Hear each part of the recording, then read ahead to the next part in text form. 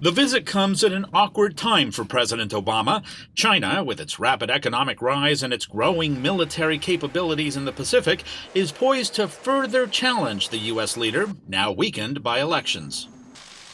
Days before leaving for an Asian economic summit in Beijing and facing a new Congress dominated by Republicans, Mr. Obama told reporters one of his missions in Asia is to boost American exports to create jobs at home. We can also work together to grow our exports and open new markets for our manufacturers to sell more American-made goods to the rest of the world. And that's something I'll be focused on when I travel to Asia next week. But pushing that agenda with the Chinese will not be easy. Before he arrived in Beijing, there were signs of the credibility challenge that awaits the U.S. president.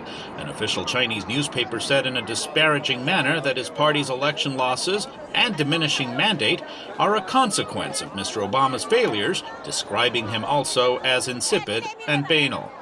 Analysts say that for the president, China, with its expanding military and its maritime claims in the East and South China Seas, represents the biggest security challenge as far as state actors go.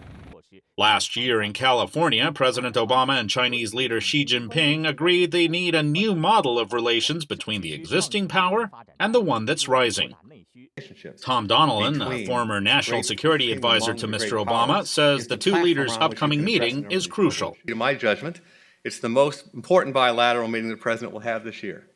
But former U.S. diplomat Robert Daley expects no more than polite discussions.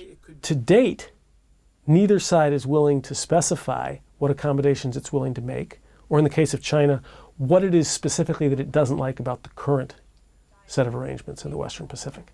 China has never answered what it is that it would like to be able to achieve that it can't achieve under the current set of arrangements.